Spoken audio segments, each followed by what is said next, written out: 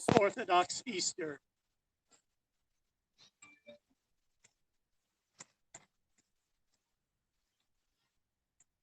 And we've talked about returning. The American Revolution began here on Patriots' Day. It ended on the 4th of July. We've talked about returning this 4th of July with many, many others who are not afraid, who are not driven by fear, but who see the promise that's ahead of us. So Dr. Shiva, welcome.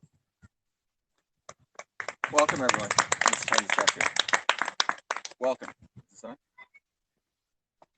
Test. Can you guys hear me? Yep. All right. Well, it's a pleasure to be here. I know we have to practice this social distancing, and there's a limit to how many people can be here, but it's clearly we violated that limit, which is a good thing. On April 19th, 1775, brave Americans shot back at the British right here. Everyone remember that? That's what happened here about 245 years ago. And the reason that occurred is what we're here to remind ourselves of.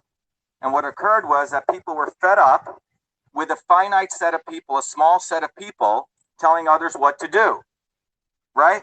Yeah. A monarchy. People who wore crowns on their heads thinking that they were better than the rest of us. And people were tired of that. And we have that same phenomenon taking place again here today in 2020. And the coronavirus fear-mongering that's taken place is a huge, huge wake-up call to everyone. And what am I talking about? What I'm talking about is that you're looking at someone who came as an untouchable from India. Anyone know what that is?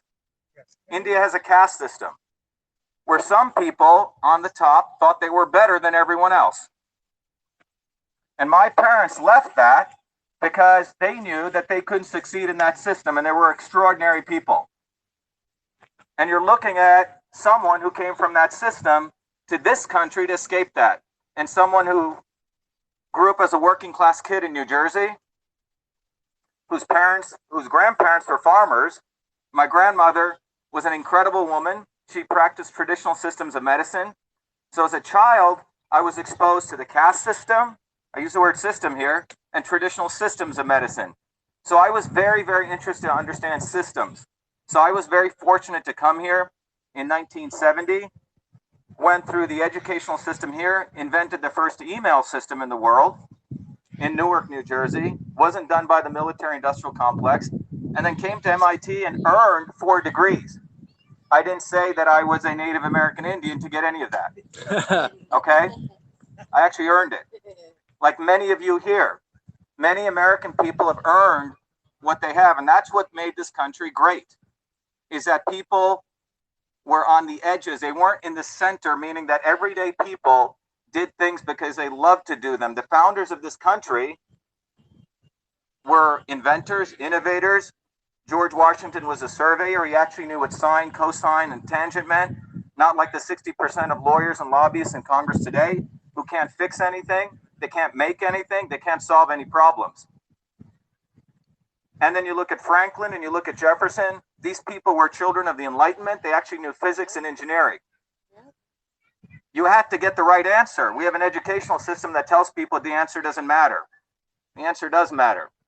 Truth does matter. And what we're faced with today is that we have a finite set of people in big pharma, big academia, and I can tell you the longitude and the latitude of the deep state is between the 1 mile radius between MIT and Harvard. That's where it is. And we here in Massachusetts are at the center of it. We're in the belly of the beast. And what am I talking about? This is no hyperbole.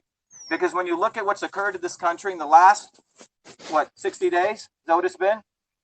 Since this nonsense started? Is that you've seen 22 million people out of jobs. 22 million people. You've seen the biggest transfer of nearly $6 trillion of money that's been printed. And most of it, how much have people gotten here? About $1,200? Is that it? Most of it has gotten back to the 0.00001%. So what we're facing here today is a time for a wake-up call. It's a time for another revolution. It's a time for a revolution for truth, freedom, and health. And what do I mean by that? Those slogans are not just words.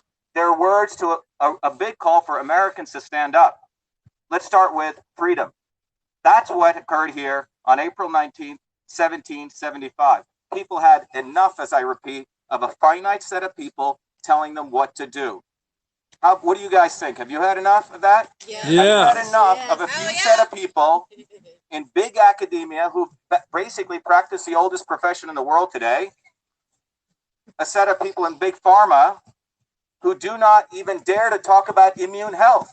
You have Anthony Fauci, who's had so many opportunities on that podium with the president, and not one moment has he talked about basic things like vitamin D, vitamin A, vitamin C, iodine and iodide. Maybe these problems are too simple, but the reality is that the sun, there's a paper just came out today, that the sun, UVB radiation, produces incredible chemicals in your body that are antimicrobial. And you know what? They got a problem when I say it, because I'm not some woo-woo person who just hangs out at the health food store. I actually have 4 degrees from MIT, and my PhD is in biological engineering. I was nominated for the National Medal of Technology and Innovation. I'm a Fulbright scholar. So they have a problem with that because I actually know what I'm talking about, and I've done the work. So what we have today is the need for, let's start with freedom. Why is freedom important? Well, without freedom, you can't get to science. You can't get to truth. By freedom, I mean the right to debate, the right to have open discourse, the right to have open speech, the right to disagree, the right to disagree, and the right not to call people names because you disagree with them. On August 20, was it 2017, Richard? On August 2017, about 40 of us went to the Boston Free Speech Rally. Everyone remember that? Yeah. Well, 40 of us were called Nazis, white supremacists. 40,000 people came out because Charlie Baker told us that a bunch of Nazis were coming into town. Do I look like a Nazi? No. Does Michelle look like a Nazi? Does Richard look like a Nazi? No. And behind us, we were holding banners which said, "No to Monsanto. Black lives do matter." And we called out the racism of Hillary Clinton. But you see what's happened is we've separated this country into quote unquote left and quote unquote right, Republicans and Democrats, and people have forgotten what it means to actually be a racist. People like Hillary Clinton are the actual racists. People like Elizabeth Warren are actually the racists because they use race for their personal advancement. That's where racism is. I've been called all sorts of names when I grew up in New Jersey. Those people weren't racist, I'm sorry. They were just ignorant. The real racists are people like Bill Gates. They practice institutionalized racism because they go to Africa and India and other countries and poor whites and poor blacks in this country, and they're the ones who use them for drug testing. That's racism.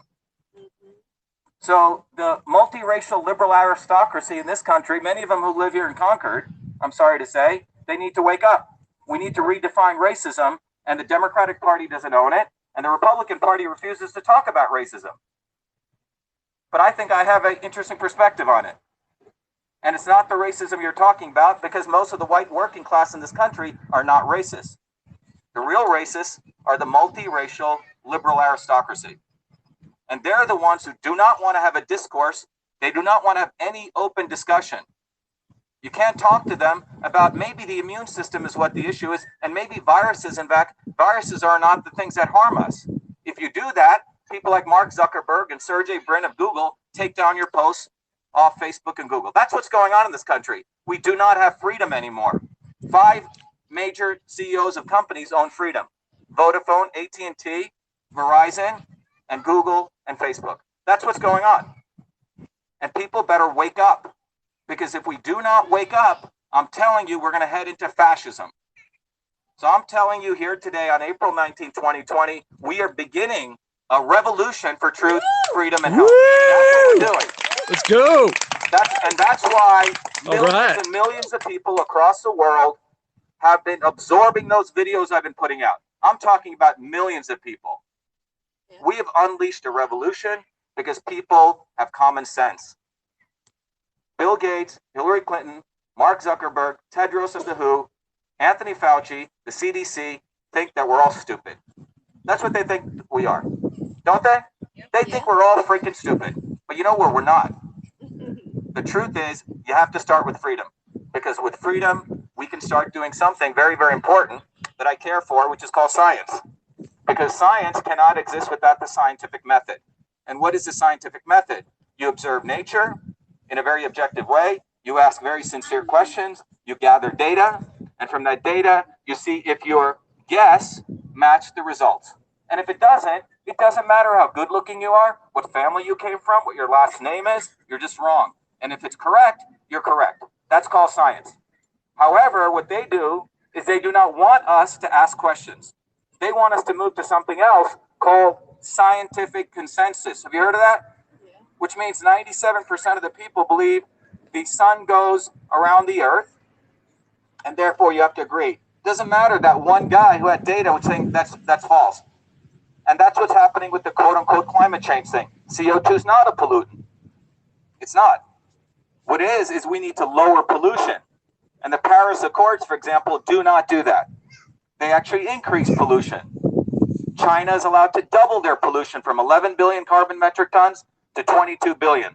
That's why in places like Wuhan, in China, 6 months before the coronavirus, people were protesting.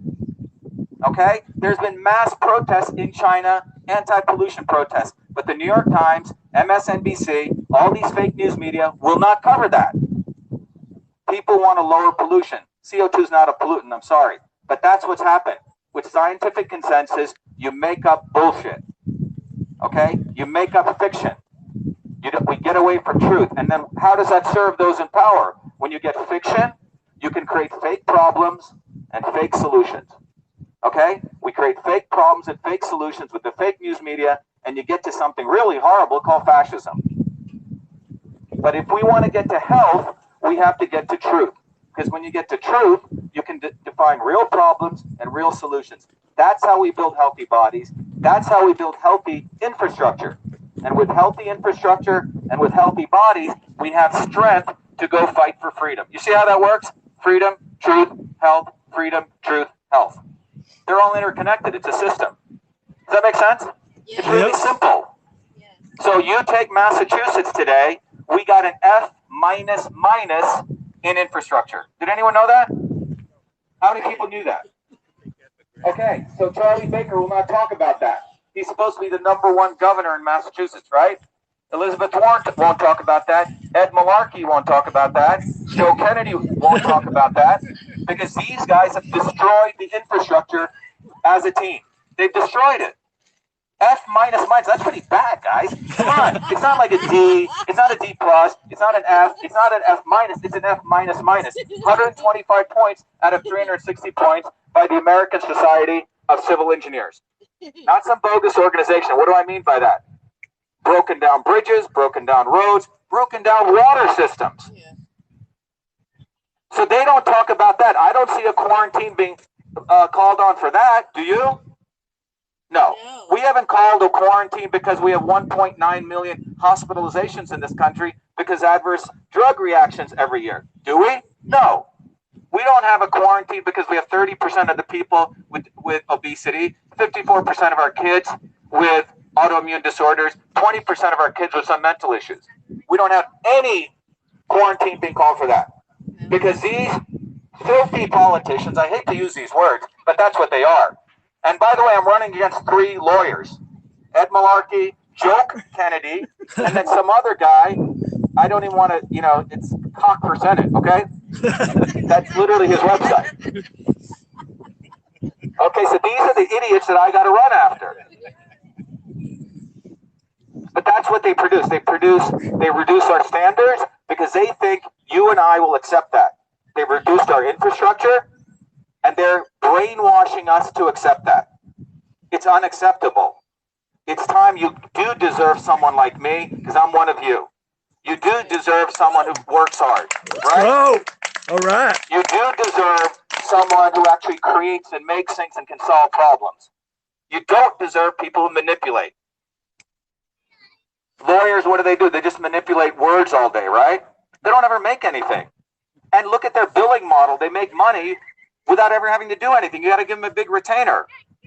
85% in a divorce case, 85% of people always feel that their lawyer screwed them over and colluded with the other side. Do you know that? That's the kind of society we've created. 70%, 60 to 70% of the Congress are lawyers. But I believe there's a 13th Amendment which tried to get rid of them, which is hidden away. So we start with freedom. How do we get to truth? Well, in order to have truth, we have to recognize that the people in academia who are right down here at Harvard and MIT, one of them got arrested recently, which is a very good thing. I would say about 2/3 of the professors in academia probably need to be arrested. They're quintuple dipping. They get money from the university, they get money from grant money, they get money from the DOD, they get money from other governments. They're completely selling out our country. Totally selling out our country. This guy Charles Lieber is selling out our country to China. By the way, China doesn't give a damn about freedom. They've created a country which is a factory model. 200 million cameras watching people, reading their lips. And that's what they want to bring here. That's what Anthony Fauci, Bill Gates, Hillary Clinton, Mark Zuckerberg want to bring here. And this thing that we're seeing here is a beta test. What do I mean by that? You see, Bill Gates is the architect of this. He hired McKinsey. Bill Gates knows how to, well, he actually didn't build a lot of software. He took it from someone else and flipped it. But anyway, he ran a software company. So you know how you do software? You do what's called alpha testing. You ever heard of this? You build a piece of software, you test it, right? You get it, right? You do alpha testing. Then you test it beta testing with a small set of customers. And then you go gold. Well, their alpha test was Event 201. Everyone heard about that, where they did a little simulation? That was alpha testing.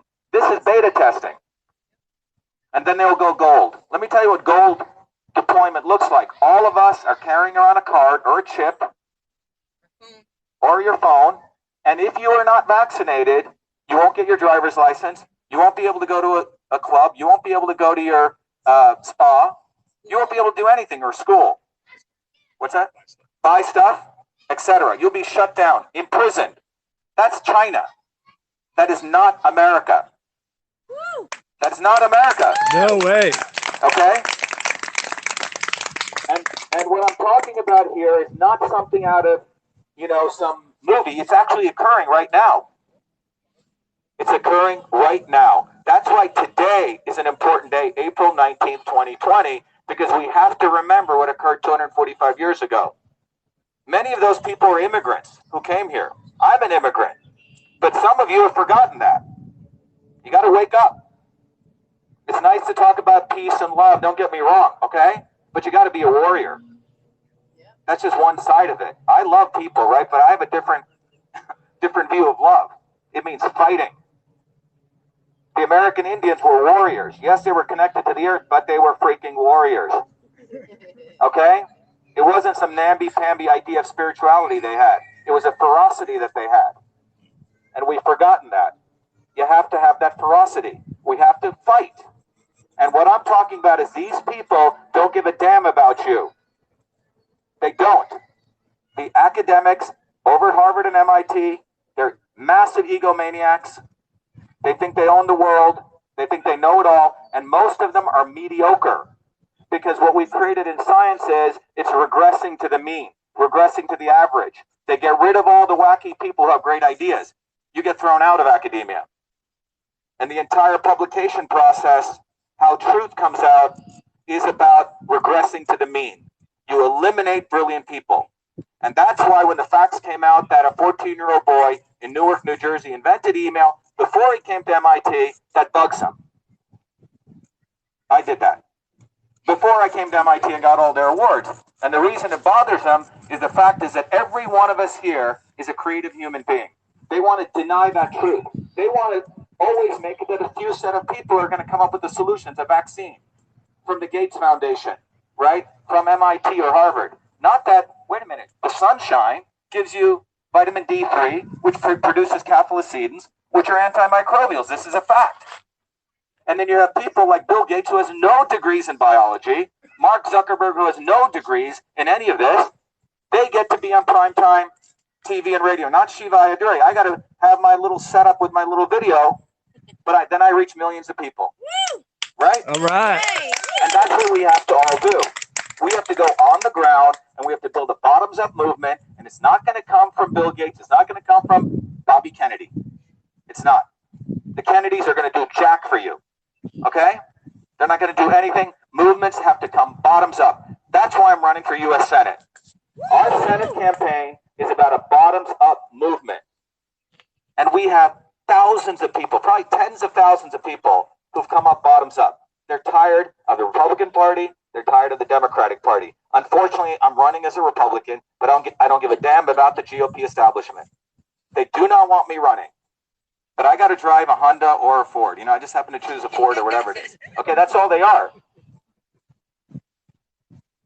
So how do we take out these academics? We need to have citizen science. That's one of the core parts of our campaign, citizen science, bottoms up. That means all of us here should be able to do science. So if we fund any of those institutions, all their data is our data. It goes up on the cloud and all of us should be able to analyze it. Yeah. I don't even know where any of the data for the satellite data is for the temperature, do you? I'd like to get it and really look at what's going on. No one can access it.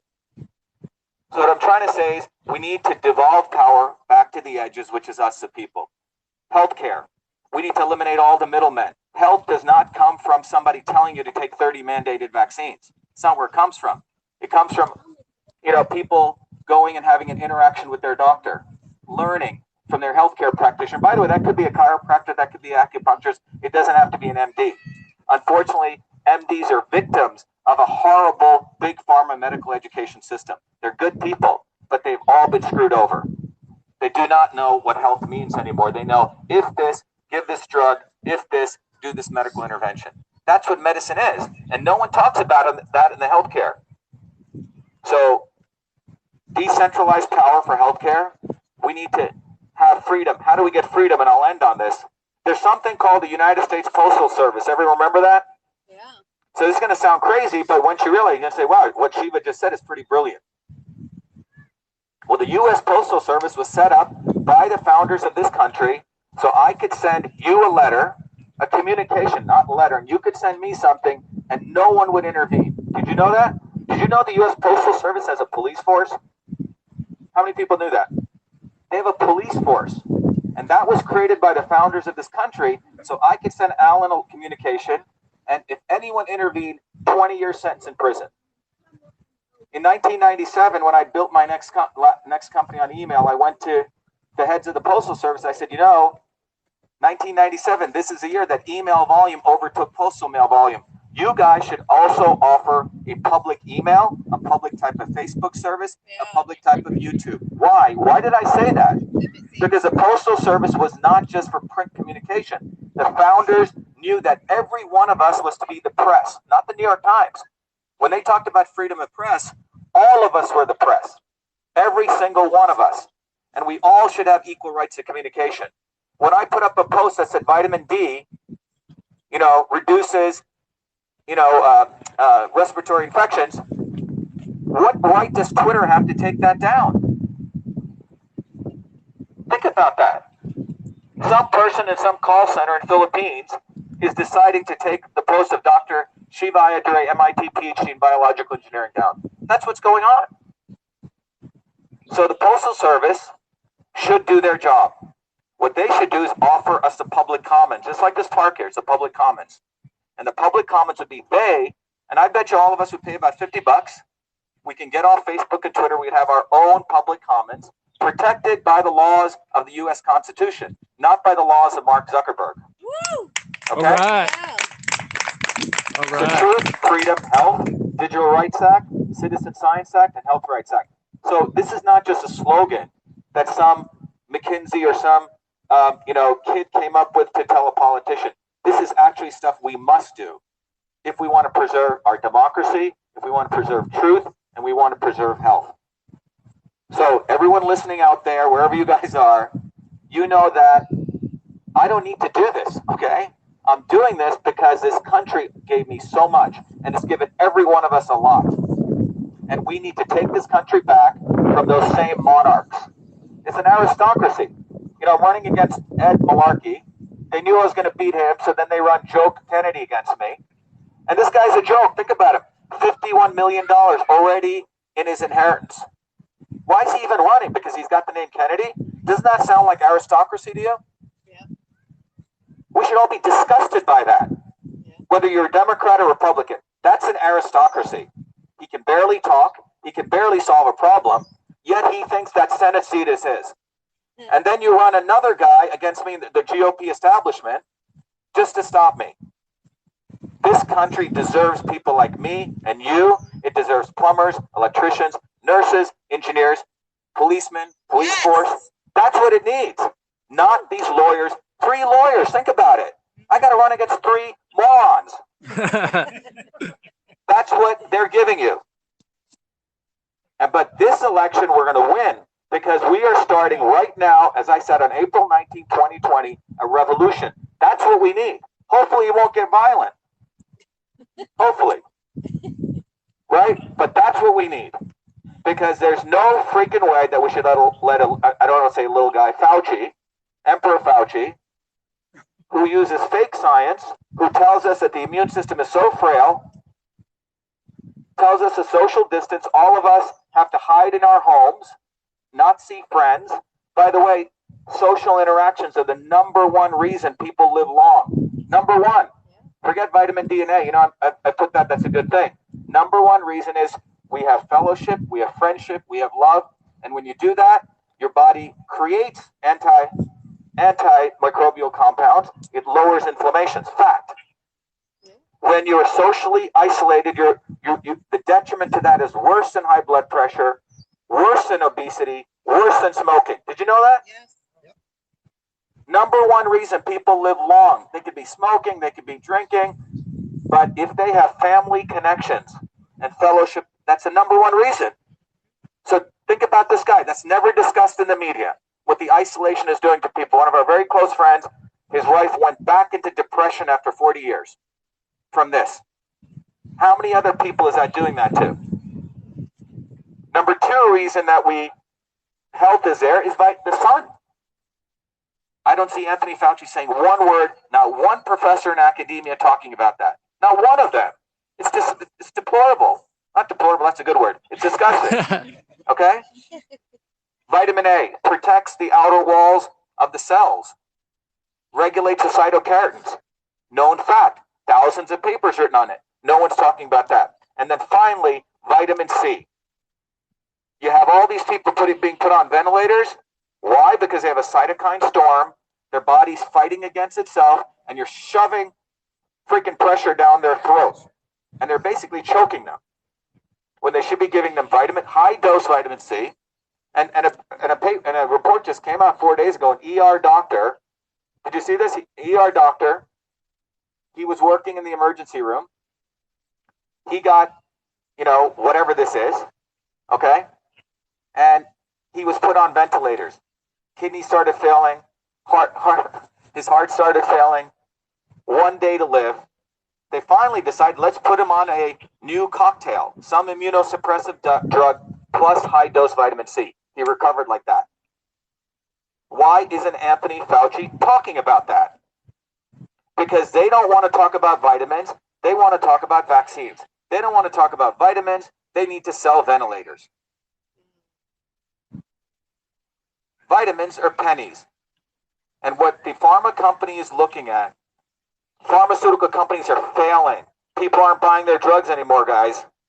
They create massive amounts of side effects. They can be sued. It takes 15 years to make their products. Their only way out is big vaccines. And that's what this is. This is one of the biggest advertising campaigns we're watching right before our eyes. Executed by Bill Gates, executed by Hillary Clinton, executed by a really corrupt guy who runs the WHO. He's a supporter of the Chinese Communist Party. Fact. That's what we're seeing. An ad campaign. A global advertising campaign to make sure that we are all mandated medicine. And we cannot allow that to occur. And this is the point right here that we draw this line and we say, no way, period. All right? All right. All right. Woo! Thank you very much. Truth, freedom, health. That's the only way forward. Thank you.